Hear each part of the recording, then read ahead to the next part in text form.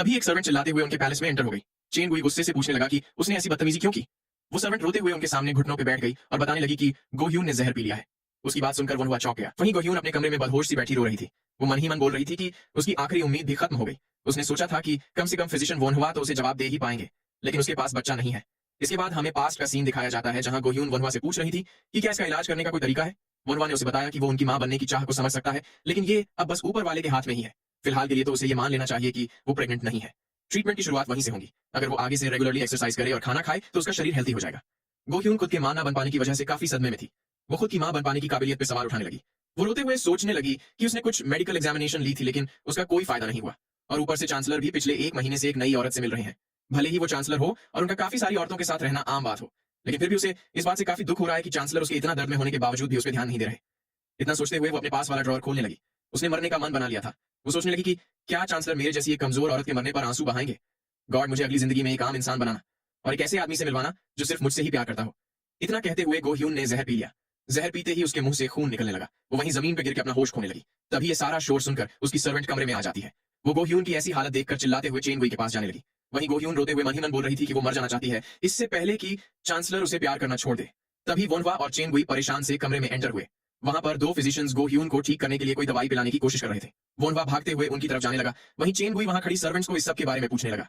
वनहुआ ने तुरंत ही वहां बैठे फिजिशियन से खुद को इलाज करने देने के लिए बोला। उसने सोचा कि बेहोश इंसान दवाई थोड़ी ना पी सकता है। अगर मुझे इसका जहर निकलवाना हो तो जबरदस्ती दवाई पिलानी होगी। इसके लिए जहर को पंप करके पेट से बाहर निकालना होगा, लेकिन मैं अपना बैग तो ओबो के साथ ही छोड़ आया हूँ। तभी उसे पीछे से ओबो ने आवाज लगाई। उसने हांफते हुए कहा कि वो उसका बैग ले आया है। वनहुआ भी उसे वहां देखकर खुश हो गया। उन्होंने तुरंत ही गोह्यून को बेड पे लिटा दिया। वनहुआ ने अपने पास खड़े फिजिशियन से पूछा कि इसने कितना जहर पिया था। फिजिशियन ने बताया कि उस बोतल का तकरीबन 1/4 से थोड़ा कम। वनहुआ को यह सुन के थोड़ी राहत हुई। फिजिशियन ने गोह्यून को साइड के बल लिटा दिया और वनहुआ एक ट्यूब रेडी करने लगा। उसने डिस्टिल्ड लिकर से डिसइंफेक्ट की हुई ट्यूब को नाप कर पेट के कितना अंदर डालना है इसका अंदाजा लगाया। फिर वो उस ट्यूब को गोह्यून के मुंह से अंदर डालने लगा। इतना करने के बाद उसने तुरंत ही अपना एक्सरे विजन ओपन कर दिया। ट्यूब पेट के अंदर प्रॉपर्ली बैठ चुकी थी। ये जानकर वनहुआ उस ट्यूब को एक पंप के साथ कनेक्ट करके सोचने लगा कि अब उसे फॉरेन सब्सटेंस रिमूव करना होगा। उसने ओबो को आवाज लगाकर अपने पास बुलाया। उसने ओबो से ट्यूब को अच्छे से पकड़े रखने को कहा। ओबो भी उसके कहे मुताबिक करने लगा। इसके बाद वनहुआ पंप को खींचने लगा। उसने जहर को पंप में खींच के उसे एक कप में डाल दिया। उसमें से बहुत ही ज्यादा गंदी स्मेल आ रही थी। वनहुआ सोचने लगा कि ये ऐसा तो कैसा जहर है जो इतनी गंदी स्मेल आ रही है। फिर जहर निकालने के बाद वनहुआ ने उस ट्यूब में साफ पानी डालना शुरू कर दिया। जहर निकल चुका था, इसलिए उन्हें बस पानी से क्लींस करने की ही जरूरत थी। वो अंदाजा लगाते हुए ट्यूब से पानी निकालने लगा। अब उससे बस साफ पानी ही निकल रहा था। इसके बाद उसने जहर को एब्सॉर्ब करने के लिए ट्यूब में चारकोल वाला पानी डाल दिया। उसने इसके साथ ही कुकिंग ऑयल भी मिक्स किया था ताकि बचा कूचा जहर भी डायरिया बन के बाहर निकल जाए। ये सब करने के बाद उसने मन ही मन कहा कि उसने खुद से जितना हो सके उतना कर दिया है। अब वो बस इंतजार ही कर सकता है। थोड़ी देर बाद गोह्यून होश में आने लगी। उसके पास ही बैठे वनहुआ ने उसके मुंह से ट्यूब निकाल दी। वो गोह्यून के इतना जल्दी होश में आ जाने पर काफी खुश हो गया। उसने कहा कि अब जाकर उसे राहत हुई है। तभी गोह्यून फिर से रोने लगी। वो वनहुआ से खुद को बचाने का कारण पूछने लगी। वो बोलने लगी कि वो प्रेग्नेंट भी नहीं हो सकती और उसके हस्बैंड ने भी उसे अबैंडन कर दिया है, तो अब वो जीकर क्या ही करेगी। तभी वनहुआ उसे समझाने लगा कि उसे इसीलिए जिंदा रहना चाहिए ताकि वो फ्यूचर के लिए प्लान कर सके। उसकी प्रेगनेंसी अभी भी पॉसिबल है। उसे कम से कम ऊपर वाले पे थोड़ा भरोसा तो रखना ही चाहिए। उसने आगे कहा कि वो उसकी बॉडी स्टेबल करने के लिए अपनी पूरी कोशिश करेगा, इसलिए उसे आगे आने वाले अच्छे दिन देखने के लिए जिंदा रहना ही होगा। फिर वो अगले दिन वापस आने का बोलकर जाने लगा। वहां से जाते हुए वनहुआ की थकान के मारे हालत बुरी हुई पड़ी थी। तभी उसे सामने से दियोक अपनी तरफ भाग के आता हुआ दिखा। दियोक उसे थोड़ी देर रुकने के लिए बोलता है, लेकिन वनहुआ उसे इग्नोर करते हुए आगे बढ़ने लगा। तभी दियोक ने वनहुआ का थैला पकड़ लिया। वो वहीं घुटनों पे बैठ के उसे रुकने के लिए रिक्वेस्ट करने लगा। वो वनहुआ से बोलने लगा कि मुझे सही में तुम्हारी स्किल्स के बारे में कोई आइडिया नहीं था। प्लीज मुझे थोड़े वक्त के लिए महल के बाहर निकाले जाने से बचा लो। इसके बदले मैं तुम्हें अपनी कमाई हुई सारी वेल्थ दे दूंगा। वो मन ही मन सोच रहा था कि उसे महल में थोड़ा और टाइम चाहिए ताकि वो अपनी की हुई सारी रिश्वतखोरी के सबूत मिटा सके। पर तभी वनहुआ ने उसे गुस्से से देखते हुए कहा कि शायद तुम्हें याद नहीं कि तुम्हारी वजह से मैं ऑलमोस्ट मारा ही जा चुका था, लेकिन अब जब मुसीबत तुम पर आई है तो तुम मुझसे मदद पाने की उम्मीद रख रहे हो। तुम खुद ही अपनी इकट्ठा की गई दौलत से आगे की जिंदगी आराम से क्यों नहीं जी लेते। इतना कहते हुए वो ओबो के साथ वहां से निकल गया। वहीं पीछे छूटा दियोक वनहुआ को कमीना कहते हुए सोचने लगा कि मैंने अपने घुटनों पे गिरकर तुमसे भीख भी मांगी, लेकिन फिर भी तुम्हारी मुझे मना करने की हिम्मत कैसे हुई। मैं इसके लिए तुम्हें छोड़ूंगा नहीं। इसके बाद हमें चांसलर के महल की दवाइयां इकट्ठा करने की जगह दिखाई जाती है। वनहुआ ने मुस्कुराते हुए उसका दरवाजा खोल दिया। वो वहां रखी मेडिसिन देखकर खुश होते हुए सोचने लगा कि वो इनमें से जो चाहे उसका यूज कर सकता है। चेन गुई ने उसे इस जगह से कुछ भी यूज करने की पूरी फ्रीडम दे रखी थी ताकि वो जल्द से जल्द गोह्यून को ठीक कर सके। वनहुआ ने ड्रॉर से कुछ मेडिसिन निकालते हुए सोचा कि वो इनका यूज करके गोह्यून को पहले की तरह बेहतर तो कर सकता है, लेकिन असली प्रॉब्लम होगी उनकी प्रेगनेंसी। तभी उसे पीछे से ओबो ने आवाज लगाई। उसने बताया कि लॉर्ड गोचो उससे कुछ बात करना चाहते हैं। उन्होंने उसे अपने फैमिली रेजिडेंस पे इनवाइट किया है। वनहुआ बोलने लगा कि उन्हें तो अब तक पता चल जाना चाहिए था कि मैंने द हेड कोर्ट फिजिशियन बनने से भी इनकार कर दिया है। क्या वो मुझे अपनी फैमिली का एक्सक्लूसिव फिजिशियन बनाना चाहते हैं। ओबो बोलने लगा कि इस बात का तो कोई चांस ही नहीं है। तभी वो वनहुआ की अभी बताई गई बात से चौंकते हुए पूछने लगा कि क्या उसने सही में द हेड कोर्ट फिजिशियन की पोजीशन को ठुकरा दिया था। वनहुआ ने झेपते हुए बताया कि वो इन सब झंझटों में नहीं पड़ना चाहता। ओबो परेशान होते हुए उसे ऐसा करने की वजह पूछने लगा। वोनवा ने बेफिक्र होते हुए अपनी बात दोहराई कि वो इन सब झंझटों में पड़ना नहीं चाहता था। उसकी बात सुन ओबो अफसोस जताते हुए रोने लगा। वोनवा भी उसे देख हंसने लगा। फिर उसने आगे पूछा कि अब तुम कब तक मुझे फिजिशियन कहकर ही बुलाओगे? सामने से ओबो ने पूछा कि तो फिर क्या बुलाऊं? वोनवा ने कहा कि मुझे मास्टर कहकर बुलाओ। ओबो भी हंसते हुए उसकी बात मान गया। फिर सीन शिफ्ट होता है और हमें जंगल दिखाया जाता है। वनवा और ओबो अपने घोड़े के साथ गो फैमिली रेजिडेंस की ओर जा रहे थे। ओबो बोलने लगा कि अब जबकि उनके पास घोड़ा है तो उन्हें ट्रैवलिंग में ज्यादा टाइम नहीं लग रहा। वनवा ने भी उसकी बात से एग्री करते हुए मन ही मन कहा कि ये घोड़ा उन्हें लॉर्ड गोचो की तरफ से मिला है। ओबो हंसते हुए उस घोड़े को जिलपुंग नाम से बुलाता है और उसे उन लोगों का ख्याल रखने को बोलता है। जिलपुंग भी जैसे खुश होते हुए उसे अग्री करने लगा। वनवा ने ओबो से कहा कि अभी हमें गो फैमिली रेजिडेंस पहुंचने में काफी टाइम लगेगा, इसलिए हमें कोई इन ढूंढ कर खाना खा लेना चाहिए। ओबो को भी उसकी बात सही लगी। तभी उन्हें पीछे से किसी की चिल्लाने की आवाज आने लगी। कोई चिल्लाते हुए किसी घायल बंदे की मदद के लिए आवाज लगा रहा था। वनवा ओबो से घोड़े को पेड़ के साथ बांधने को बोलकर आवाज की ओर भागने लगा। वहां एक औरत एक घायल आदमी के पास बैठी थी। वो कहने लगी कि इसका पैर यहाँ किसी के लगाए हुए ट्रैप में फंसकर जख्मी हो चुका है। वनवा ने परेशान होते हुए सोचा कि उसके पैर से तो खून भी निकल रहा है। क्या उसकी अकीलीस हील पे चोट लग गई है? लेकिन तभी अचानक उसका पैर एक जाल में फंस जाता है। इससे वो जाल तुरंत ही एक्टिवेट हो गया और वनवा पेड़ से उल्टा लटक गया। वो वहां खड़ी औरत से थोड़ी मदद करने के लिए बोलने लगा। वो औरत सामने से पूछने लगी कि क्या वो एक फिजिशियन है? वनवा ने उसे हाँ में जवाब दिया। तभी वो भागते हुए उसके पास आने लगा और पूछने लगा कि ये कैसे हुआ। वनवा ने बताया कि यहाँ पर किसी ने जाल बिछाया हुआ था। वो चिंतित होते हुए बोलने लगा कि ऐसा तो कौन सा बेवकूफ हंटर होगा जिसने ऐसे ही रास्ते के बीच में जाल बिछा दिया। वो उस औरत को वोनवा का सिर पकड़ने को बोलकर रस्सी खोलने के लिए पेड़ की ओर बढ़ने लगा। वोनवा भी बोलने लगा कि वो तो बस उसकी मदद करने के लिए आ रहा था, लेकिन अब वो खुद लटका पड़ा है। तभी अचानक उसने देखा कि वो औरत अपनी पॉकेट से कुछ निकाल रही थी। वो उसके हाथ में एक चाकू देखकर चौंक गया। उसने तुरंत ही चिल्लाते हुए ओबो को वहां से भागने को कहा। ओबो भी उसकी आवाज सुनकर पीछे देखने लगा। वो औरत उस पर चाकू से हमला करने के लिए आ रही थी, लेकिन ऐन वक्त पे ओबो उससे बच भागा। वो औरत भी उसका पीछा करने लगी। वनवा ने सोचा कि ये जाल पक्का इन लोगों ने ही बिछाया होगा। फिर वो खुद को उस रस्सी से छुड़ाने की कोशिश करने लगा। तभी वो पहले वाला आदमी उसकी ओर आते हुए कहने लगा कि अब इसके लिए बहुत देर हो चुकी है। इतना कहते हुए वो वनवा को मारने के लिए आगे बढ़ पड़ा। वनवा ने भी तुरंत ही अपनी तलवार निकाल ली। उस आदमी ने वनवा को ऐसा करते देख हंसते हुए सोचा कि इसका कोई फायदा नहीं होगा, क्योंकि ये जाल लोहे से बनाया गया है और एक आम से फिजिशियन के लिए उसे काटना मुमकिन नहीं है। लेकिन तभी वनवा ने एक ही बार में उस रस्सी को काट दिया और खुद को उस जाल से फ्री कर दिया। वो हवा में ही पलटते हुए जमीन पर सेफली लैंड कर लेता है। वो आदमी भी ये देखकर हैरान हो गया। उसने सोचा कि ये कोई आम फिजिशियन नहीं हो सकता। उसने चिल्लाकर आगे भाग रही औरत को आवाज लगाई। उसने उस औरत को तुरंत ही खुद की मदद करने के लिए बुलाया। ये सुन वो औरत भी ओबो को वहीं छोड़कर वापस आने लगी। वो वनवा को ब्रैट कहते हुए उस पर हमला करने के लिए आगे बढ़ रही थी, लेकिन वनवा ने भी तुरंत ही अपनी इनर एनर्जी को एक्टिवेट कर लिया और बिना किसी परेशानी के उस औरत का हाथ काट दिया। उस औरत को भी अभी अभी क्या हुआ वो समझ नहीं आया और वनवा ने बिना रुके तुरंत ही उस औरत के पेट पे स्लैश मार दिया। ये देख वो आदमी भी उस औरत का नाम लेते हुए उसकी ओर बढ़ने लगा, लेकिन तभी कुछ देखकर वो चौंक गया। उसे वनवा की फेंकी हुई कोई चीज तेजी से अपनी ओर आती हुई दिखी। उसने अपनी तलवार की मदद से उस चीज को ब्लॉक कर दिया, लेकिन ये बस एक आम सा लकड़ी का टुकड़ा ही था। इसके बाद वनवा ने उस पर और कई सारी लकड़ियां फेंकना जारी रखा। वो आदमी काफी मुश्किल से उन सबको डॉज कर रहा था। तभी उसके मुंह के सामने एक और लकड़ी आ गई। जब तक वो उसे ब्लॉक करता तब तक वनवा उसके काफी करीब आ चुका था।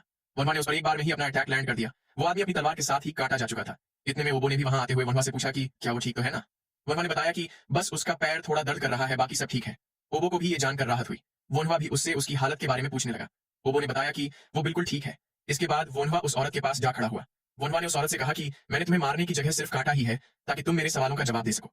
फिर उसने अपनी जेब से एक एक्यूपंक्चर की नीडल निकालते हुए कहा कि अगर तुमने मुझे नहीं बताया कि तुम्हें किसने हायर किया है तो मैं तुम्हें आसान मौत नहीं मरने दूंगा। इतना कहते ही उसने वो नीडल उस औरत के पेट पे फेंक मारी। नीडल सीधा एक एक्यूपंक्चर पॉइंट पे जा लगी। वो औरत ये जानकर हैरान रह गई कि उसे दर्द होना बिल्कुल ही बंद हो चुका था। वनवा ने उसके पास बैठते हुए कहा कि तुम अपनी जीभ काट कर खुद को मारने की कोशिश भी मत करना, क्योंकि मैं उसे फिर से सील के तुम्हें जिंदा रखूंगा। तुम यहाँ पर किसी को मारने के इरादे से आई थी, इसलिए कम से कम तुम खुद भी मरने की पॉसिबिलिटी के लिए तैयार ही होंगी, राइट? लेकिन मैं तुम्हें मौत से भी ज्यादा दर्द का एहसास करवाऊंगा। वो औरत बिना मरे टॉर्चर होने के ख्याल से ही डर चुकी थी। उसने वनवा को आवाज लगाई। उसने बताया कि वनवा को मारने का ऑर्डर हेड फिजिशियन दियोक ने दिया था। वनवा बोलने लगा कि मैं और दियोक एक दूसरे से नफरत तो करते हैं, लेकिन हम एक दूसरे के इतने भी बड़े दुश्मन नहीं है कि वो मुझे मरवाने की कोशिश करे। वो औरत बताने लगी कि उसे इन सब के बारे में कुछ नहीं पता। उसने तो बस पैसे और वोनवा को मारने का ऑर्डर ही रिसीव किया था। उसे इसके अलावा और कुछ नहीं पता। फिर वो वोनवा से खुद को टॉर्चर ना करने के लिए रिक्वेस्ट करने लगी। वोनवा ने उसे देखते हुए कहा कि मुझे तुम्हारी बात पे यकीन है, और इतना कहकर उसने तुरंत ही वो नीडल रिमूव कर दी। उसके ऐसा करते ही उस औरत के मुंह से खून निकलने लगा और थोड़ी ही देर में वो खत्म हो गई। वोनवा ने मन ही मन कहा कि उसे भी ये सब करना थोड़ा ऑकवर्ड लग रहा है, लेकिन अगर उसने ये ना किया होता तो उसे खुद को मारने का ऑर्डर देने वाले बंदे का नाम पता ना चलता। ये दूसरी बार है जब उसकी जिंदगी खतरे में पड़ी हो। अब तक तो मैं इंचो के सिखाए हुए इंटरनल आर्ट्स चीगोंग की मदद से खुद को प्रोटेक्ट कर लेता हूं, लेकिन अगर ऐसा ही चलता रहा तो ओबो भी अभी की तरह खतरे में पड़ सकता है। मुझे ये सब रोकने के लिए कुछ तो करना ही पड़ेगा। तभी उसे वहां से एक रेड मून हाउस नाम की ब्रॉथल का प्लाक मिलता है। उसे देख वो सोचने लगा कि क्या वो औरत खुद को एक वेश्या के रूप में छिपा रही थी। फिजिशियन दियोक को इस हद तक नहीं जाना चाहिए था। तभी पीछे से ओबो भी पूछने लगा कि अब उन्हें उस कमीने फिजिशियन दियोक के साथ क्या करना चाहिए। वोनवा ने बताया कि वो उसे उसी की भाषा में जवाब देगा। ओबो पूछने लगा कि क्या अब वो भी असैसिन्स को हायर करने वाला है। वोनवा ने ईवल स्माइल देते हुए ना में जवाब दिया और कहा कि मैं उस दियोक को एक भिखारी बनाकर भूख से मरने के लिए छोड़ दूंगा। अगर उसे आसान मौत मिली तो मुझे चैन नहीं मिलेगा। ऐसे ही टाइम बीतता जाता है और अब वसंत की शुरुआत भी हो चुकी थी। वाबुक एक पेड़ पे चेरी ब्लॉसम होता देख खुश हो रहा होता है, लेकिन तभी वो खुद की एग्जाम में फेल होने की बात याद करके उदास हो जाता है। उसे समझ नहीं आ रहा था कि अब वो अपनी माँ को क्या मुंह दिखाएगा। तभी वहां पर वाफिन आ गया। वो उसकी तरफ भागकर आते हुए एग्जाम का रिजल्ट पूछने लगा। वाबुक ने उदास होते हुए बताया कि वो फेल हो चुका है। ये सुनकर वाफिन भी नाराज हो गया और बोलने लगा कि वैसे तो मैं चाहता था कि पहले आप मुझे कंग्रेचुलेट करें, लेकिन अब मुझे आपको कंफर्ट करना होगा। फिर उसने पूछा कि क्या उनके फेल होने के पीछे किसी चीज के डिस्ट्रैक्शन का हाथ है। उसकी बात पर वाबुक खुश होकर उसे कंग्रेचुलेट करते हुए बोलने लगा कि लगता है तुम पास हो चुके हो, कम से कम तुम तो ऑफिशियल बन ही पाओगे। ये फैमिली के ऑनर के लिए अच्छी बात है। वाफेन पूछने लगा कि मिलिट्री सर्विस की एग्जाम पास करने से फैमिली के ऑनर को क्या ही फायदा होगा। जिस हिसाब से आपकी स्किल्स है आपको एग्जाम में पहला नंबर मिलना चाहिए था। वाबुक बोलने लगा कि अभी उसकी स्किल्स उतनी भी अच्छी नहीं है। फिर उसने वाफेन से उसका रैंक पूछा। वाफेन बताने लगा कि किस्मत के चलते उसने एग्जाम में टॉप किया है। ये जानकर वाबुक काफी खुश हो गया। वाफेन ने आगे बताया कि उसके सुपरवाइजर लेफ्टिनेंट जो थे वो वोनवा की वजह से उस पर थोड़ा इजी हो रहे थे। वाबुक कहने लगा कि उसे लेफ्टिनेंट के बारे में कुछ बातें तो पता ही है। वो किसी के साथ भी भेदभाव नहीं करते। वो सिर्फ वोनवा की वजह से ही उस पर फेवर नहीं करते। वाफेन उसे जाता देख मन ही मन बोलने लगा कि सुपरवाइजर लोग बिल्कुल फेवर करते हैं और इसी वजह से मैंने टॉप किया और आप फेल हो गए। इसके बाद हमें गो फैमिली रेजिडेंस दिखाया जाता है। गोचो गो ह्यून का दिया हुआ खत पढ़कर दुखी हो गया। वो वोनवा का हाथ पकड़ते हुए उसे थैंक यू बोलने लगा। वोनवा ने मुस्कुराते हुए कहा कि वो तो बस अपना फर्ज निभा रहा था। तभी गोचो बोलने लगा कि मुझे नहीं पता कि मैं तुम्हारा कर्ज कैसे चुका पाऊंगा। गो ह्यून ने भी अपने खत में मुझसे तुम्हें एक तोहफा देने को बोला है। क्या तुम्हें कुछ चाहिए? वोनवा ने मना करते हुए बताया कि उसे कुछ नहीं चाहिए, लेकिन गोचो उसे फिर भी कुछ मांगने के लिए बोलता है और बताता है कि वो खुद से जितना बन सके उतना करेगा। वोनवा ने मन ही मन सोचा कि मुझे एक गार्ड की जरूरत तो है, क्योंकि कमांडर गोना टाइपिंग वाली लड़ाई के बाद से थोड़े वक्त के लिए अपने घर गए हुए हैं, लेकिन मैं गोचो को उसके अंडर के किसी बंदे को अपना ऑर्डर फॉलो करवाने के लिए फोर्स नहीं करने दे सकता। इतना सोचते हुए उसने गोचो को थैंक यू बोला और बताया कि उसे अभी के लिए कुछ भी नहीं चाहिए। उसका जवाब सुन गोचो ने कहा कि तो फिर वो बाद में जब कभी भी उसे किसी चीज की जरूरत पड़े तो उसे बता सकता है, वो उसे याद रखेगा। फिर उसने बाहर खड़े किसी को आवाज लगाई। वो उसे जल्द ही वोनवा को किसी ऐसी जगह ले जाने को ऑर्डर देता है जहां वोनवा आराम से रिलैक्स कर पाए। थोड़ी देर बाद वो वोनवा को किसी ऐसी जगह पे ले पहुंचा जिसे देखकर वोनवा पूरी तरह से हैरान रह गया। वहां खड़ी औरत ने बताया कि रेड मून हाउस इस जगह का सबसे बेस्ट ब्रोथल है। वोनवा सोचने लगा कि क्या ये सिर्फ एक कोइंसिडेंस ही है कि उस औरत के आइडेंटिटी प्लाक पर भी इसी ब्रोथल का नाम था। क्या पता किसी और जगह भी इसी नाम का ब्रोथल हो, क्योंकि ये काफी कॉमन नाम है। इतना सोचते हुए उसने अंदर जाकर देखने का डिसाइड किया। उसके ब्रोथल के अंदर एंटर होते ही काफी सारी औरतें उसे वेलकम करने लगी। उस औरत ने वोनवा को आगे का रास्ता दिखाया। वोनवा भी उसके पीछे जाते हुए आसपास के लोगों पे नजर मारने लगा। उसने मन ही मन केयरफुल रहने का सोचा। थोड़ी देर बाद एक लेडी वोनवा के आगे बैठी कोई इंस्ट्रूमेंट बजा रही थी। उसने सोचा कि अब तक तो वोनवा उसके प्यार में गिर चुका होगा, लेकिन वहीं वोनवा अपनी तलवार पकड़े हुए काफी सतर्क होकर चारों ओर देखे जा रहा था। वो लेडी भी उसका रिएक्शन देखकर चिढ़ गई। वो वोनवा से पूछने लगी कि क्या उसे औरतें पसंद नहीं है। वोनवा ने उसकी बात नकारते हुए कहा कि ऐसी कोई बात नहीं है, वो तो बस अभी वो थोड़ा थका हुआ है। उसकी बात सुन वो औरत खुश होते हुए सोचने लगी कि वोनवा थोड़ा अलग हो सकता है, लेकिन आखिर में वो भी तो एक मर्द ही है। वो मुस्कुराते हुए पूछने लगी कि क्या मैं आपके लिए बेड तैयार कर दूं। वोनवा भी बेड की बात सुन कुछ याद करके खुश हो गया। उसने तुरंत ही खड़े होते हुए कहा कि अब उसे घर जाकर सो जाना चाहिए। इतना बोलकर वो मुस्कुराते हुए वहां से निकलने लगा। वहीं पीछे खड़ी वो औरत सोचने लगी कि क्या ये एक छक्का है। वोनवा ब्रदर से बाहर निकलते हुए मन ही मन बोल रहा था कि वो ऐसी किसी भी जगह पे नहीं रुकेगा जहां उसे खतरा हो। इतना सोचकर वो वहां से वापस जाने के लिए निकल पड़ा। उसने चौसियोल की बताई हुई बात याद करी कि अगर उसे कोई भी इंफॉर्मेशन चाहिए हो तो वो उससे पूछ सकता है। उसने इस रेड मून हाउस के बारे में चौसियोल से ज्यादा जानकारी पता लगवाने का मन बना लिया। वो घर जाने की बात सोचकर ही काफी खुश हो गया, क्योंकि उसे वापस गए हुए काफी टाइम हो चुका था। वो सोचने लगा कि उसकी माँ और भाई कैसे होंगे। वहीं हुआ रेजिडेंस पे वाबुक उदास बैठे हुए अपने कमरे की खिड़की से बाहर देख रहा था। तभी पीछे से उसकी माँ पूछने लगी कि एक जवान लड़का इतना उदास क्यों है। वाबुक उन्हें वहां देखकर माफी मांगने लगा। उसकी माँ बोलने लगी कि इसमें माफी मांगने की क्या बात है, तुम्हारे दो भाई भी काफी अच्छा कर रहे हैं, इसलिए तुम भी अगले साल अच्छे से एग्जाम देने की कोशिश करना। वाफेन पूछने लगा कि क्या वो अगले साल पास हो पाएगा। उसकी माँ ने कहा कि ये तो ऑब्वियस बात है, क्या पूरी चियाओ काउंटी में ऐसा है जो तुमसे ज्यादा स्मार्ट हो और तुमसे ज्यादा किताबें पढ़ रखी हो। तभी वाबॉक बोलने लगा कि भले ही मैंने सबसे ज्यादा किताबें पढ़ रखी हो, लेकिन चियाओ कंट्री के हालात मुश्किल हैं और यहाँ हर कोई रिश्वत देकर ही पास होता है। फिर वाबॉक को अपने मुंह से निकली बात पर अफसोस होने लगा। उसकी माँ पूछने लगी कि क्या तुम्हारा पास होने का इतना ज्यादा मन है कि तुम रिश्वत देने के लिए भी तैयार हो। वाबॉक ने झिझकते हुए कहा कि ऐसी बात नहीं है, मुझसे गलती हो गई, रिश्वत कैसे।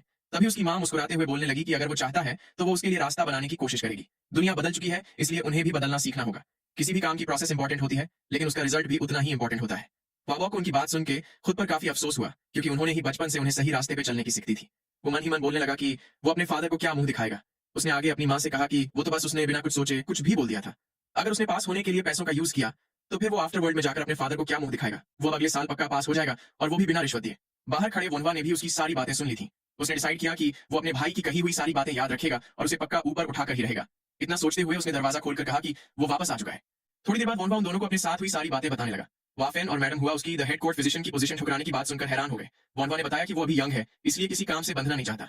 वाबाक भी उसकी चांसलर के प्रपोजल को ठुकराने की बात सोचकर हंसने लगा। तभी उसकी मां ने उसे बताया कि वाफेन ने मिलिट्री सर्विस एग्जाम पास कर दी है और वो भी हाईएस्ट रैंक के साथ, और इसलिए वो अभी ट्रेनिंग सेंटर में है। वोनवा भी ये सुनकर काफी खुश हो गया। फिर वाबुक भी बोलने लगा कि अब वो भी अपनी स्टडीज में रह रही कमी को पूरा करेगा। वोनवा उसे देख सोचने लगा कि उसकी स्टडीज में कोई कमी नहीं है।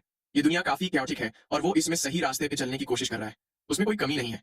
इतना सोचकर वो वाफेन से कुछ कहने लगा। उसने हुआफेन से पूछा कि क्या वो यिंग चुआन की प्रीफेक्चरल ऑफिस पे काम करना पसंद करेगा। आगे से हुआफेन ने पूछा कि लेकिन वो जगह तो खत्म हो चुकी है ना।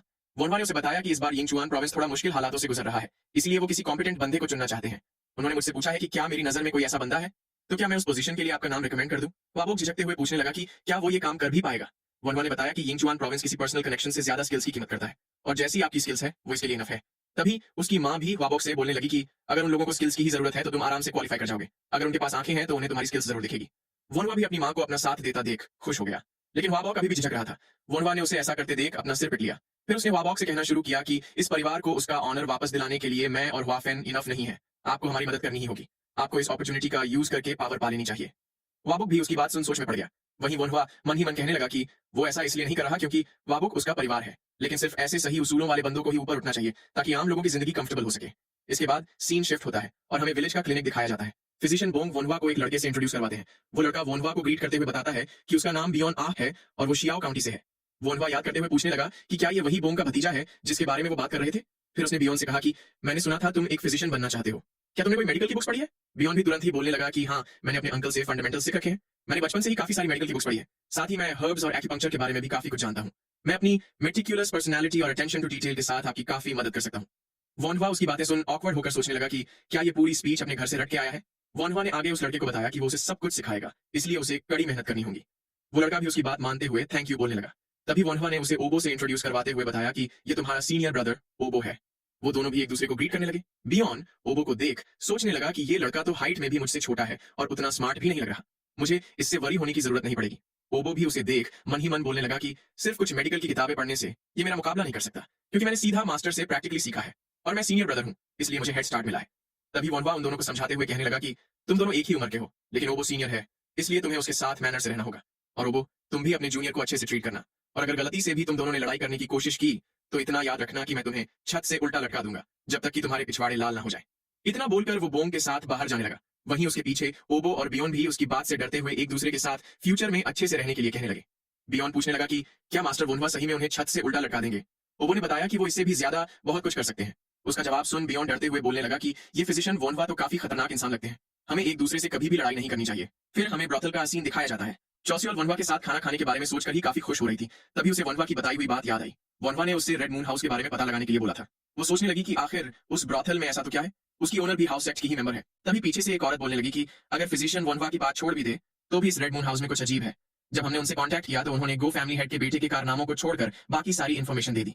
चोसियल भी उसकी बात से एग्री करते हुए बोलने लगी कि मुझे तो लगा था कि वो ब्रॉथल उस गो फैमिली के नजदीक है, इसीलिए हमें ज्यादा इन्फॉर्मेशन मिलेगी, लेकिन ऐसा कुछ नहीं हुआ। उसने मन ही मन सोचा कि ऊपर से ये सिर्फ रेड मून हाउस की ही बात नहीं है, हाउस एक्ट में ऐसे कुछ और भी ब्रॉथल्स हैं जो इन्फॉर्मेशन पूरी तरह से गैदर नहीं कर रहे। तभी वो दोनों कुछ सोचकर हैरान रह गई। वो औरत बोलने लगी कि शायद ऐसा हो सकता है कि वो ब्रॉथल्स हाउस एक्ट के बाहर किसी और ग्रुप्स को ये इन्फॉर्मेशन दे रहे हो। इसके बाद हमें किसी अननोन जगह का सीन दिखाया जाता है। किसी ढाबे पे लॉर्ड यू वहां बैठे बंदों की बातें सुन रहा होता है। वो दोनों हाल ही में टाइपिंग मैनर पे हुई घटना के बारे में बात कर रहे थे, जहां एक बंधी बनाई गई औरत को किसी ने तीर मारकर खत्म कर दिया था। लॉर्ड यू उनकी बातें सुनकर मुस्कुराते हुए सोचने लगा कि शायद इन लोगों को अभी तक पता नहीं चला कि वो औरत ही उस टाइपिंग मैनर की हेड थी। ये तो राहत की बात है, लेकिन अभी उसके पास जहर के बस 3 ही एंटीडोट्स बचे हैं। ये 1 साल से ज्यादा नहीं चलेंगे। उसे 1 साल के अंदर अंदर इसके और डोज पाने का कोई तरीका ढूंढना ही होगा, वरना वो इस सिरदर्द से ही मर जाएगा। तभी उसकी नजर 2 आदमियों पर पड़ी। वो उन दोनों फिजिशियंस को ग्रीट करते हुए बोलने लगा कि आप लोग काफी जल्दी फिर से यहाँ आ गए। वो फिजिशियंस भी हंसते हुए बताने लगे कि ऐसा इसलिए क्योंकि इस ढाबे का ओनर अपनी जेनरोसिटी के लिए काफी मशहूर है। अगर तुम ऐसे ही बेचते रहे तो क्या तुम्हारे पास कुछ बचेगा भी या नहीं। लॉर्ड यू मुस्कुराते हुए बताता है कि उसके लिए पैसों से ज्यादा लोग मायने रखते हैं, अगर उन्हें कुछ भी चाहिए तो वो उसे बेझिझक कह सकते हैं। फिर वो मुड़कर जाते हुए सोचने लगा कि लगता है मैंने इन कोर्ट फिजिशियंस का दिल जीत ही लिया है। आखिर इन 3 महीनों की मेहनत रंग लाई। अब मुझे बस हेड कोर्ट फिजिशियन का दिल जितना होगा ताकि मैं अपने इस जहर के लिए एंटीडोट बनवा सकूं। तभी ढाबे के बाहर कोई आदमी आ जाता है। उसके पास खड़ा बंदा उसे हेड कोर्ट फिजिशियन कहते हुए अंदर आने के लिए बोलता है। लॉर्ड यू भी हेड कोर्ट फिजिशियन नाम सुनकर चौंक गया। वो तुरंत ही भागते हुए उसके सामने जा खड़ा हुआ। उसने उन्हें रिस्पेक्टेबल कस्टमर कहते हुए अंदर आने को कहा। वो खुद को इस छोटे से ढाबे के ओनर के तौर पे इंट्रोड्यूस करने लगा। तभी वो दियो की आवाज सुनकर चौंक गया। वो अभी भी उसे ग्रीट कर रहा था, लेकिन अब उसके हाथ कांपने लगे थे। वो गुस्से से भरते हुए सोचने लगा कि क्या ये माद अब हेड कोर्ट फिजिशियन बन चुका है। यही वो कमीना है जिसने मुझे टाइपिंग कल्ट का गुलाम बना दिया था। इसी ने वो अननोन जहर और एक्यूपंक्चर मेथड इन्वेंट करी थी। इसी की वजह से मुझे मौत से भी बदतर जिंदगी जीनी पड़ रही है और हर 6 महीनों में एंटीडोट लेना पड़ रहा है। और अब ऐसा कमीना एक हेड कोर्ट फिजिशियन बन चुका है। इसे मारना तो आसान है, लेकिन अगर मैंने ऐसा किया तो मैं भी जिंदा नहीं रह पाऊंगा। मुझे या तो बड़ी मात्रा में इसका एंटीडोट बनवाना पड़ेगा या तो किसी तरह इस जहर को दूर करना होगा। उसके बाद ही मैं बदला ले सकता हूँ। और ऊपर से मैंने सुना था कि ये अब उस वोनवा नाम के फिजिशियन की वजह से महल से निकाला जाने वाला है। मुझे इस सिचुएशन पर अपनी नजर बनाए रखनी होगी। इस बात से मुझे हैरानी हो रही है कि उस वोनवा ने हर हाइनेस का जहर डिटॉक्सिफाई कर दिया था। गो ह्यून ने जहर पीकर खुद की जान लेने की कोशिश की थी। वो जहर भी उस कमीने दियो का ही बनाया हुआ होगा, क्योंकि वो उस काम में माहिर है। लेकिन अगर उस वोनवा नाम के फिजिशियन ने उसका जहर डिटॉक्सिफाई कर दिया हो तो वो मेरी बॉडी से भी जहर डिटॉक्सिफाई कर सकता है। मुझे तो लगा था कि वो बस एक वॉनबी फिजिशियन है, लेकिन शायद वो वाकई में एक एक्स्ट्रॉर्डिनरी फिजिशियन है। आखिर ये फिजिशियन वोनवा है कौन? फिर सीन शिफ्ट होता है और हमें वही यिंगचुआन प्रोविंस के चांसलर के महल की मेडिसिन इन्वेंटरी दिखाई जाती है। वोनवा कुछ मिक्स करते हुए मेडिसिन बना रहा था। थोड़ी देर बाद उसकी मेडिसिन बन के तैयार हो गई। तभी उसे अपने पीछे से किसी के कमरे में एंटर होने की आवाज सुनाई दी। ये दियोक होता है। वो वोनवा को वहां देखकर चौंक गया। वो मन ही मन सोचने लगा कि ये कमीना वोनवा अभी जिंदा कैसे है। वोनवा ने मेडिसिन वापस रखते हुए सोचा कि अब उसे और बनाने की जरूरत नहीं है, क्योंकि उसने पता लगा लिया है कि दियोक ने यह जहर कैसे बनाया था। वो दियोक को देख सोचने लगा कि उसके चेहरे से उसकी नीयत साफ पता चल रही है। तभी उसने दियोक को आवाज लगाते हुए ग्रीट किया। दियोक भी झिझकते हुए उसे ग्रीट करने लगा। उसने वोनवा से आगे पूछा कि वो यहाँ मेडिसिन इन्वेंट्री में क्या कर रहा है। वोनवा ने बताया कि वो यहाँ हर हाइनेस को क्योर करने के लिए कुछ मेडिसिन लेने आया था। फिर उसने वहां से निकलते हुए पूछा कि क्या तुम्हें पॉइजन के बारे में नॉलेज है। दियोक बोलने लगा कि एक फिजिशियन के लिए काफी सारे पॉइजन का नॉलेज रखना ऑब्वियस सी बात है। उसकी बात सुन वोनवा मुस्कुराने लगा। उसने बताया कि अगर ऐसा है तो फिर मुझे आपको आगे से काफी सारी चीजों के लिए बॉदर करना पड़ेगा। वहीं दियोक मन ही मन उन असैसिन्स को एक आम से बच्चे को ना मार पाने के लिए गालियां दे जा रहा था। भले ही वो कितने भी बुरे असैसिन्स हों, लेकिन क्या वो एक छोटे घमंडी बच्चे को भी नहीं मार पाए। उसने जाते हुए वोनवा को देख मन ही मन कहा कि तुम्हें इसकी कीमत अपनी जान देकर ही चुकानी होगी। थोड़ी देर बाद वोनवा चेन गुई के सामने खड़ा उन्हें ग्रीट कर रहा होता है। चेन गुई ने भी उसे वेलकम किया और बताया कि उसे वोनवा की रिपोर्ट मिल चुकी है। उसने आगे वोनवा से पूछा कि क्या उसे कोई रिजल्ट मिला। वोनवा ने उसे हाँ में जवाब दिया और बताया कि उसने जहर के इंग्रेडिएंट्स पता लगा लिए हैं। वो जहर मेडिसिनल हर्ब्स से बनाया गया था। उसकी बात सुनकर चेन गुई चौंक गया। वोनवा ने आगे बताया कि काफी सारे मेडिसिनल हर्ब्स कुछ मात्रा में जहरीले होते हैं, इसलिए उन्हें यूज करने से पहले उनकी टॉक्सिसिटी को थोड़ा कम या न्यूट्रलाइज किया जाता है। लेकिन जो जहर मुझे मिला था उसमें तो उल्टा ज्यादा जहरीले हर्ब्स का इस्तेमाल किया गया था, और ऊपर से उसमें कुछ तो इतने रेयर हर्ब्स भी थे जो कि मेडिसिन इन्वेंट्री में भी अवेलेबल नहीं है। उसकी बात पे चेन गुई भी हैरान था। वोनवा ने बताया कि ये जहर बनाने वाला ऐसा कोई बंदा है जिसे मेडिसिन के बारे में काफी सारा नॉलेज है। चेन गुई सोचने लगा कि ऐसे तो बहुत ही कम लोग हैं जो इतने रेयर हर्ब्स को हैंडल कर पाते हो। अगर ऐसा ही है तो इसका मतलब होगा कि गुनहगार कोर्ट फिजिशियंस में से भी कोई हो सकता है। इतना सोचकर उसने तुरंत ही अपने मिनिस्टर से जनरल अफेयर्स डिपार्टमेंट के लोगों को बुलाने का ऑर्डर दिया। उसने मिनिस्टर से कहा कि मुझे पता है कि तुम्हारा मेडिकल आर्ट्स भी कोई कोर्ट फिजिशियन से कम नहीं है, इसलिए इस पूरी इन्वेस्टिगेशन को तुम ही संभालो। तभी वो मिनिस्टर बोलने लगा कि उसका लोली मेडिकल आर्ट्स उन कोर्ट फिजिशियन से कंपेयर नहीं किया जा सकता। उन्हें इस इन्वेस्टिगेशन का जिम्मा फिजिशियन वोनवा के हाथों में देना चाहिए। वो किंग के महल से बिलोंग नहीं करता, इसलिए मेरे हिसाब से वही बिना किसी भेदभाव के इस इन्वेस्टिगेशन को अच्छे से संभाल सकता है। चेन हुई भी उनकी बात सुन वोनवा से उसकी राय पूछने लगा। उसने वोनवा से पूछा कि क्या वो अथॉरिटी मिलने पर इस काम को अच्छे से कर पाएगा। वोनवा ने झुकते हुए कहा कि वो अपनी पूरी कोशिश करेगा। उसकी बात सुन चेन गुई ने तुरंत ही कमांडेंट ऑफ जस्टिस को बुलाने का ऑर्डर दिया। वो उससे फिजिशियन वोनवा को इंस्पेक्शन प्लाक दिलवाना चाहता था, ताकि वोनवा बिना किसी परेशानी के कोर्ट फिजिशियंस और रॉयल क्लिनिक को इन्वेस्टिगेट कर पाए। ऐसे ही 3 दिन और बीत जाते हैं। एक सोल्जर्स किसी कमरे में एंटर होते हुए चिल्लाकर अपने सबॉर्डिनेट से दियोक को हर हाइनेस को जहर देने के गुनाह के लिए अरेस्ट करने का ऑर्डर देता है। दियोक भी उन्हें देखकर डर गया। सोल्जर्स उसे घसीटते हुए वहां से ले जाने लगे। वो पीछे खड़े वोनवा को देखकर गुस्से से सोचने लगा कि मैं तो प्लान बना रहा था कि मैं इस कमीने के महल से बाहर निकलते ही उसे मरवा दूंगा, लेकिन ये तो एक बार भी महल से बाहर नहीं निकला। इस कमीने ने पक्का ये सब प्लान बनाया होगा। वो खुद को ले जा रहे सोल्जर से कहने लगा कि ये जरूर कोई मिसअंडरस्टैंडिंग है।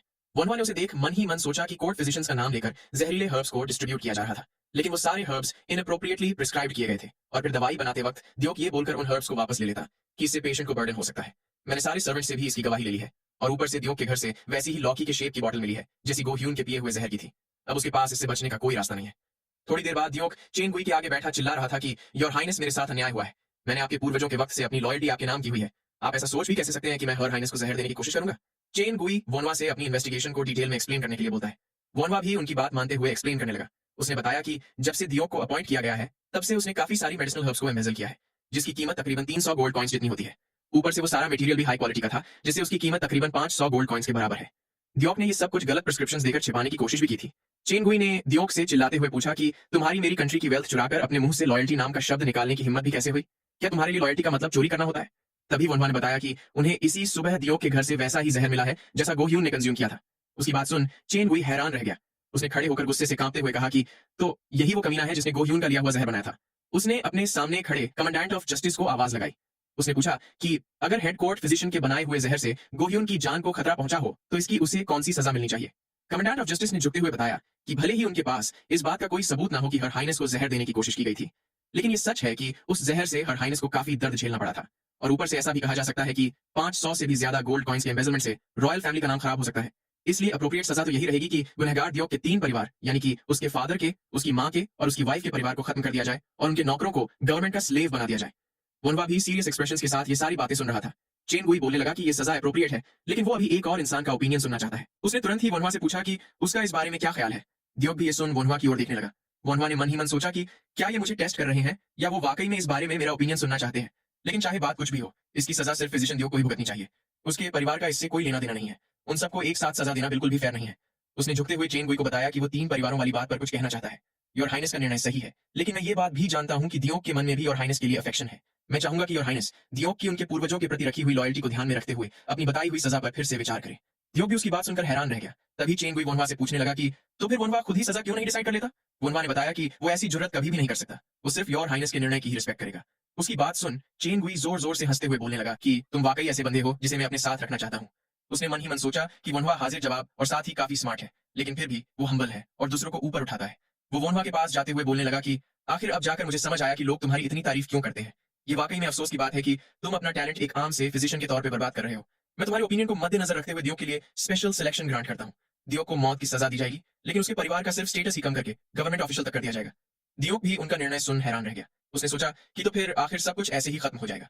मैंने वनवा को एक आम सा फिजिशियन समझकर गलती कर दी, लेकिन अब पछताने का कोई फायदा नहीं है।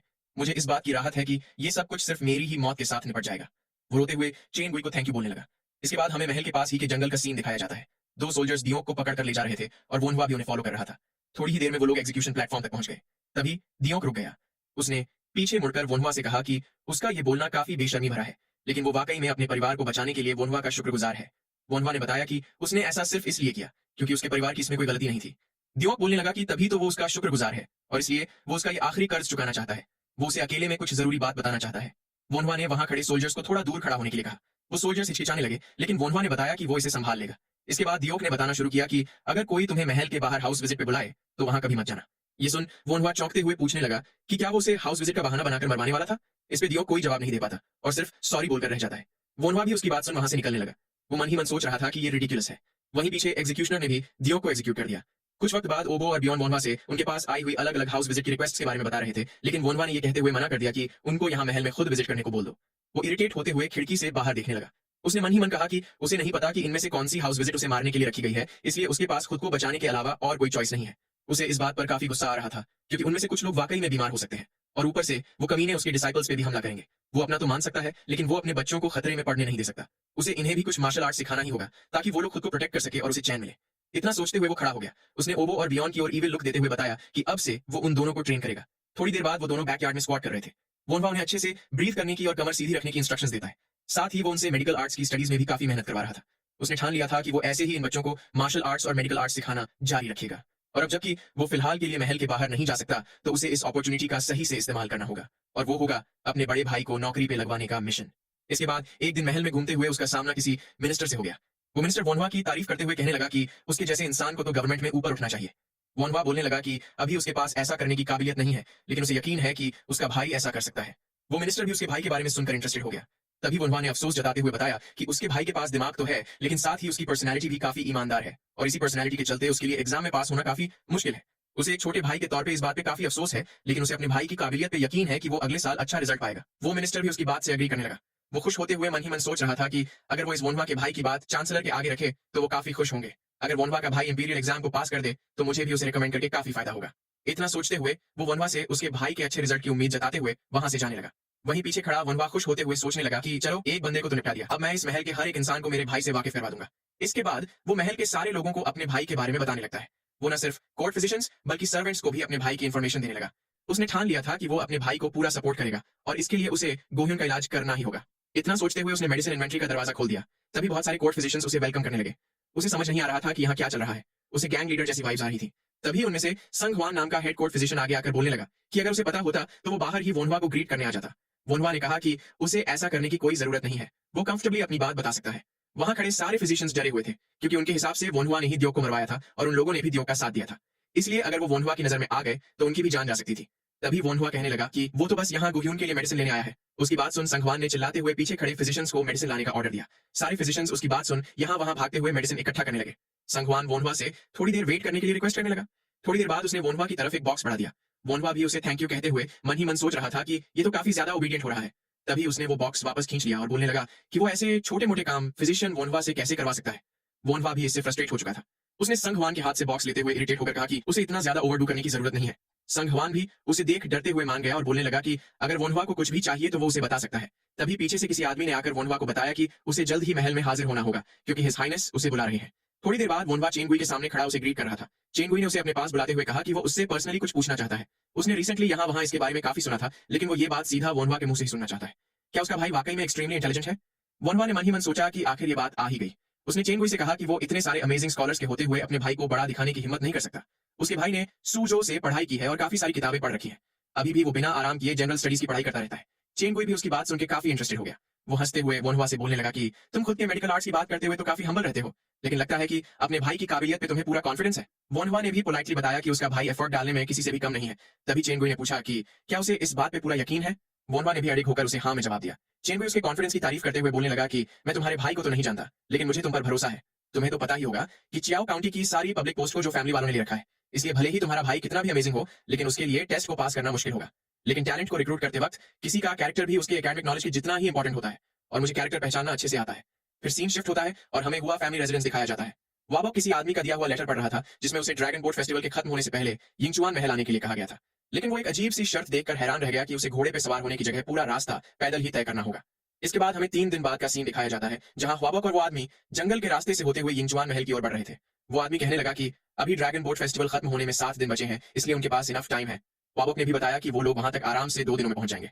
तभी वो आदमी बोलने लगा कि हिज हाइनेस भी काफी अजीब है, क्या हमें सही में घोड़े पे जाने की जगह पैदल चलना होगा।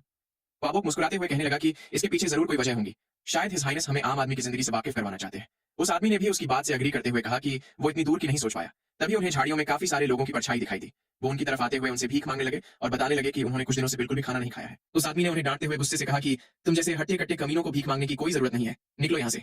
इतना बोलकर वो वाबॉक के साथ आगे बढ़ने लगा। वाबॉक पूछने लगा कि क्या इनके भिखारी होने के पीछे कोई वजह है। आगे से उस आदमी ने बताया कि ये लोग आराम से काम करके पैसे कमा सकते हैं, लेकिन वो ऐसा नहीं करते क्योंकि वो आलसी है। वाबॉक बोलने लगा कि लेकिन ऐसा भी तो हो सकता है ना कि उनको काफी काम करने पर भी इनफ पगार ना मिलता हो। उस आदमी ने कहा कि अगर ऐसा हो तो भी वो लोग भीख मांगने के अलावा और भी काफी सारे काम करके पैसे कमा सकते हैं। क्या पता वो लोग अपना मन बदलकर हमें लूटने लगे, इसलिए हमें सतर्क रहना चाहिए। वाबॉक भी उसकी बात मान गया। तभी अचानक उन्हें पीछे से किसी के चिल्लाने की आवाज आने लगी। उन्हें उन भिखारियों में से एक बंदा जमीन पे लेटा कराहते हुए दिखा। वाबॉक ने कहा कि शायद कोई बंदा घायल है। इतना कह के वो तुरंत ही उस बंदे की मदद करने के लिए जाने लगा। वाबॉक ने उस बंदे के पास बैठते हुए पूछा कि उसे ये चोट कैसे लगी। पीछे से किसी दूसरे भिखारी ने बताया कि ये बंदा एक ब्रास कॉइन छिपा रहा था, इसलिए बॉस ने उसे पिट दिया। ये सुनकर वाबॉक गुस्सा होते हुए पूछने लगा कि क्या इतनी सी बात पे उनके बॉस ने उसे पिट दिया। उस बंदे ने बताया कि उसने अपने बॉस का बनाया हुआ रूल तोड़ा था, इसलिए। तभी पीछे खड़ा वो आदमी पूछने लगा कि ये जिस बॉस की तुम लोग बात कर रहे हो वो कहाँ है। तभी वहां पर एक हट्टा कट्टा आदमी आ पहुंचा। वो उन भिखारियों को हटाते हुए पूछने लगा कि तुम मुझे क्यों ढूंढ रहे हो। उस आदमी ने बॉस से कहा कि तुम्हारे पास किसी को इस हद तक चोट पहुंचाने का कोई हक नहीं है। बॉस बोलने लगा कि इस बंदे ने पैसे चुराए थे, इसलिए वो मार खाना डिजर्व करता है। क्या तुम्हें इस बात से कोई दिक्कत है। वो आदमी उसे कमीना कहते हुए गहरी सांस छोड़ने लगा। तभी उसके पीछे एक बंदा आ गया और उसने अपने हाथ में पकड़े डंडे से उस आदमी पर पीछे से वार कर दिया। इस अचानक हुए हमले से उस आदमी को काफी चोट लग गई। वाबॉक भी उसे देख परेशान हो गया। तभी वो बॉस हंसते हुए बोलने लगा कि तुम्हें हमारे काम में अपनी टांग नहीं अड़ानी चाहिए थी। वाबॉक उसे कमीना कहते हुए पंच करने के लिए आगे बढ़ने लगा। उसने उस बॉस के मुंह पर एक पंच जड़ दिया। इससे उसके नाक से खून बहने लगा और वो गुस्से से भरते हुए वाबॉक से पूछने लगा कि क्या वो पागल है। तभी पीछे खड़े बंदे ने वाबॉक के पेट पर भी डंडे से वार कर दिया। उसके जमीन पे गिरते ही बाकी के सारे बंदे भी उसे लात घुसों से पीटने लगे। थोड़ी देर बाद वही बंदा जिसकी वाबॉक ने पट्टी की थी वो उनके पैसे लूट कर अपने बॉस को देने लगा। बॉस भी इतने सारे पैसे देखकर खुश हो गया। तभी उसकी नजर उनके प्लाक पर पड़ी।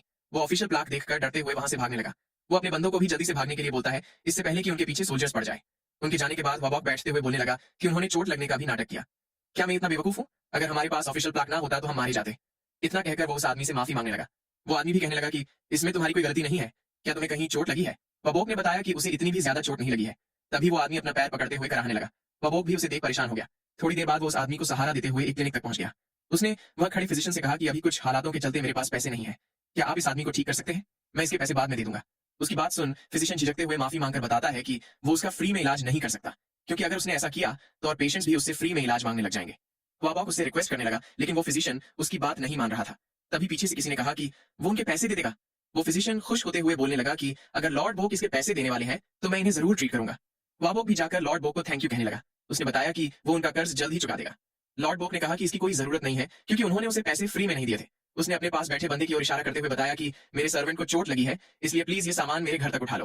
वाबॉक भी उसकी बात मान गया। तभी उस आदमी ने बताया कि उन्हें उसके घर पहुंचने में 4 घंटे लगेंगे। ये सुनकर वाबॉक चौंक गया, लेकिन फिर वो उसकी बात मान गया। ऐसे ही काफी रात हो जाती है। वो आदमी क्लिनिक पे बैठा सोच रहा था कि वाबॉक को आने में काफी देर हो गई। तभी उसे दरवाजे पर किसी की परछाई दिखाई दी। वाबॉक ने बताया कि वो वापस आ चुका है। वो उस आदमी को मिस्टर यून कहते हुए बताता है कि मैं देरी के लिए शर्मिंदा हूँ, अभी के लिए हमें कहीं पर रुकने के लिए रूम ढूंढना चाहिए। यून बोलने लगा कि शर्मिंदा तो मुझे होना चाहिए, क्योंकि मेरी वजह से ही जर्नी में इतनी देरी हुई है, लेकिन अगर अभी भी जल्दी किया जाए तो हम लोग वक्त पर पहुंच सकते हैं। तुम आगे चले जाओ, मैं तुम्हारे पीछे धीरे धीरे आ जाऊंगा। वाबॉक ने उसके सुझाव को नकार दिया। वो यून को सहारा देते हुए बोलने लगा कि आप यहाँ मेरी मदद करने के लिए आए थे, अगर मैंने आपको अबैंडन कर दिया तो मैं आगे किसी और जरूरतमंद को मदद कैसे कर पाऊंगा। इसके बाद हमें अगले दिन यिंगचुआन महल का सीन दिखाया जाता है। वनवा बाहर खड़ा सोच रहा था कि अब तक ख्वाबोक आया क्यों नहीं। आज ड्रैगन बोट फेस्टिवल का लास्ट डे है। अगर महल के दरवाजे बंद होने से पहले वो नहीं पहुंचा तो सब कुछ बर्बाद हो जाएगा। घोड़े से यहाँ आने में 2 ही दिन लगते हैं। क्या उसके साथ यहाँ आते हुए कुछ गलत हो गया होगा? मैं भी असैसिन्स की वजह से महल के बाहर नहीं जा सकता। तभी कुछ देखकर वो परेशान हो गया। गार्ड्स महल का दरवाजा बंद करने जा रहे थे। वोनहुआ ये देखकर काफी परेशान हो गया, लेकिन वो इसमें कुछ नहीं कर सकता था। देखते ही देखते महल का दरवाजा बंद हो गया। ऐसे ही रात हो जाती है। वोनहुआ एक गार्ड से वॉच टावर का दरवाजा खोलने के लिए बोलता है। गार्ड ने भी वोनहुआ के लिए स्पेशली दरवाजा खोल दिया। वोनहुआ तेजी से सीढ़ियां चढ़ते हुए सोचने लगा कि मैं चैन से बैठ नहीं सकता। इसमें कोई शक नहीं है कि हुआबुक के साथ जरूर कुछ हुआ है। बस वो जल्द से जल्द सही सलामत यहाँ पहुंच जाए। तभी उसकी नजर सामने से आ रहे हुआबुक पर पड़ी। वो यून को सहारा देते हुए उसी की ओर आ रहा था। उन्होंने भागकर जाते हुए गार्ड को बताया कि चांसलर की इंपीरियल डिग्री लिए हुए लोग यहाँ आ रहे हैं, इसलिए जल्दी से साइड डोर ओपन करो। गार्ड भी उसकी बात मान गया। वनवा चिल्लाते हुए हुआबुक की ओर बढ़ने लगा। हुआबुक ने भी अपनी ओर आ रहे वनवा को देखकर सॉरी कहा और थकान के मारे वहीं जमीन पे गिर पड़ा। ये देखकर वनवा भी काफी परेशान हो गया। थोड़ी देर बाद वनवा हुआबुक को सहारा देते हुए महल की ओर ले जाने लगा। हुआबुक उससे ड्रैगन बोट फेस्टिवल खत्म होने से पहले ना पहुंच पाने के लिए माफी मांगने लगा। वनवा ने उसे कहा कि अभी आपको खुद की चिंता करनी चाहिए। आपको जल्द से जल्द क्लिनिक में अपना इलाज करवाना होगा। जल्दी चलिए, मैं आपका इलाज करूंगा। वो पीछे मुड़कर यून को सहारा दे रहे ओबो से रॉयल क्लिनिक चलने को कहता है। तभी यून ने ओबो से थैंक यू बोलते हुए कहा कि मैं यहाँ से आगे खुद चला जाऊंगा, मुझे कुछ जरूरी चीज रिपोर्ट करनी है। ओबो उसकी बात सुन हिचकिचाने लगा, लेकिन यून ने बताया कि वो जल्द ही अपना काम निपटाकर रॉयल क्लिनिक पे आ जाएगा। उसकी बात सुन ओबो भी वोनवा के साथ जाते हुए उसे जल्द ही क्लिनिक आने के लिए बोलने लगा। यून भी उसकी बात मानते हुए वहां से निकल गया। यून थोड़ा लंगड़ाते हुए चल रहा था, लेकिन कुछ कदम चलने के बाद ही वो एकदम ठीक होकर चलने लगा। वो एक कमरे की ओर जाते हुए वाबोक के बारे में सोच रहा था। पास खड़ा गार्ड उसे सुपरिंटेंडेंट यून कहकर ग्रीट करने लगा। थोड़ी देर बाद यून और चेन गुई कमरे में बैठे हुए बात कर रहे थे। चेन गुई बोलने लगा कि मुझे तुमसे इतना सफर करवाने के लिए सॉरी फील हो रहा है। यून ने कहा कि ऐसी कोई बात नहीं है, क्योंकि मैंने तो खुद जरूरत से कुछ ज्यादा ही कर दिया था। चेन गुई उसे पूछने लगा कि तुमने ऐसा तो कितना ज्यादा कर दिया था। यून खुश होते हुए बताने लगा कि मुझे वो वाबोक बंदा काफी पसंद आया। चेन गुई ने भी उसे उसकी एक्सेसिव टेस्ट के बारे में बताने के लिए कहा। यून बताने लगा कि सबसे पहले हम लोगों को एक भिखारियों के झुंड ने लूट लिया। ज्यादातर लोग तो इतने पे ही हार मान जाते हैं, लेकिन कुछ लोगों के लिए यही अपनी असली ताकत दिखाने का सही समय होता है। इसके बाद हमें एक बैंडिट्स के ग्रुप ने पकड़ लिया, लेकिन वो मुझे अबैंडन करके भाग जाने की जगह उन बैंडिट्स से मुझे बचाने के लिए भीख भी मांगने लगा।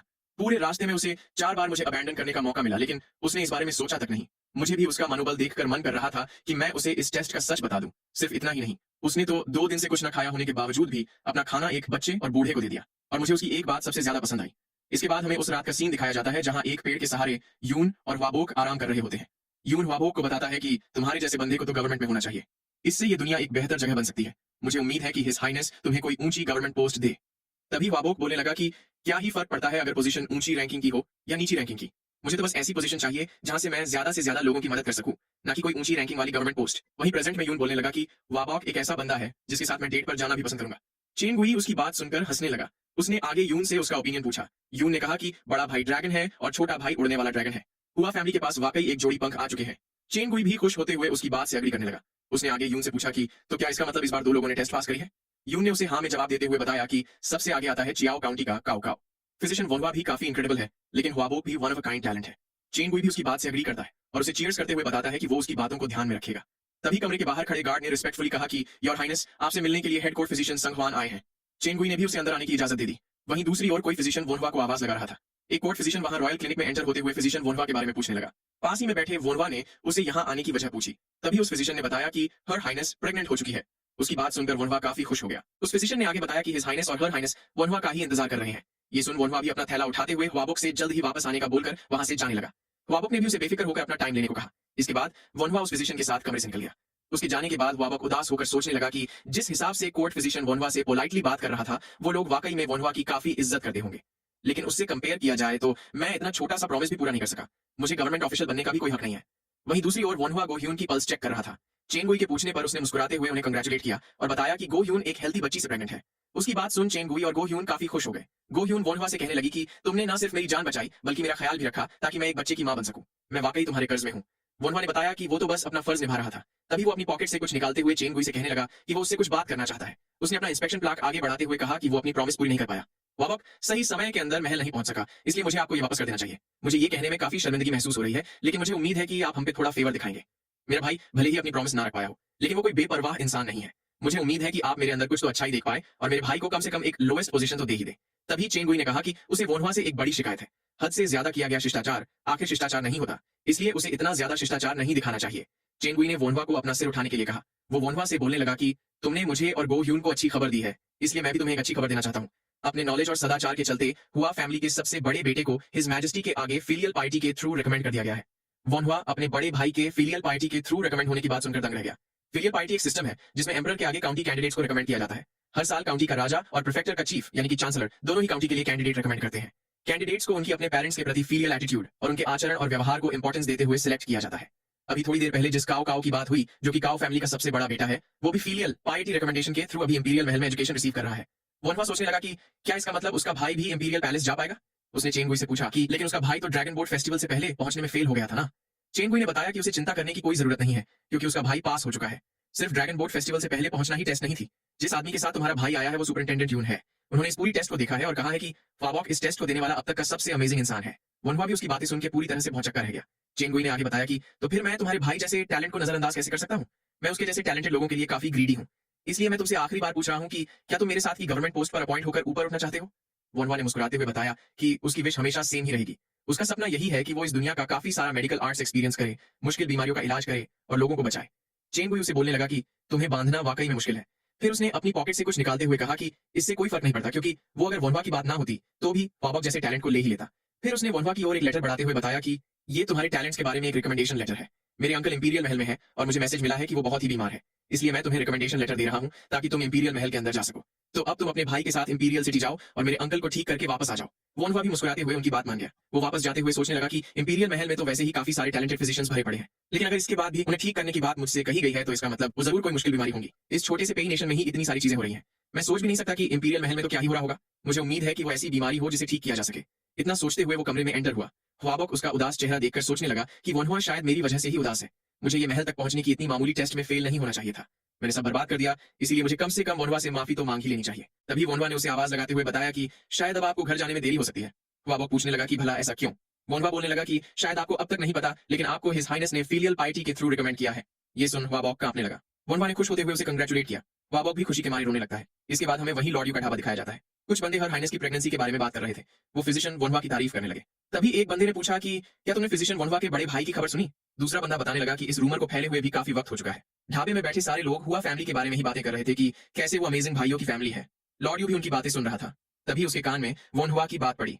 उसके पीछे बैठे बंदे बात कर रहे थे कि फिजिशियन वनहुआ अब इंपीरियल महल जाने वाले हैं।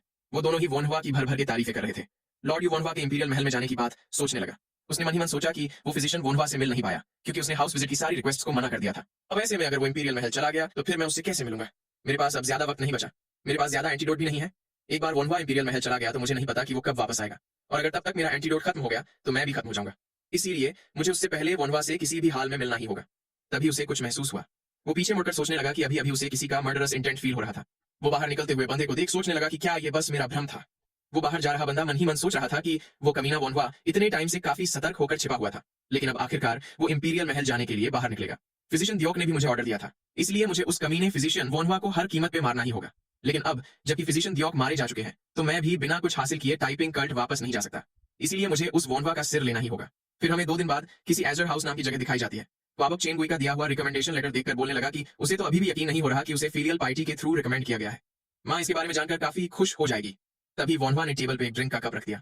उसने कप उठाते हुए कहा कि आज उनको मन भर के पीना चाहिए। ख्वाबोक भी उसकी बात से अग्री करने लगा।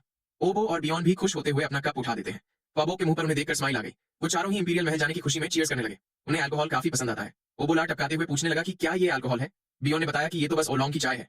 तभी ख्वाबोक वनहुआ से पूछने लगा कि क्या वो वाकई में पहले अपने घर नहीं जाएगा। वनहुआ ने बताया कि चांसलर के अंकल काफी बीमार है, इसलिए उन्हें जल्द से जल्द इंपीरियल महल पहुंचना होगा।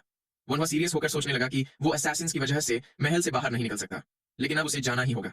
वो लोग उसी रात सफर पे निकल जाएंगे। ये राहत की बात है कि गो ह्यून ने उसके लिए कुछ गार्ड्स हायर किए हैं, लेकिन वो भी इंपीरियल महल तक उसके साथ नहीं आ पाएंगे, और वो अपने बड़े भाई को भी खतरे में नहीं डाल सकता। फिर वो ख्वाबोक से अपनी माँ को उसके प्रणाम कहने के लिए बोलता है।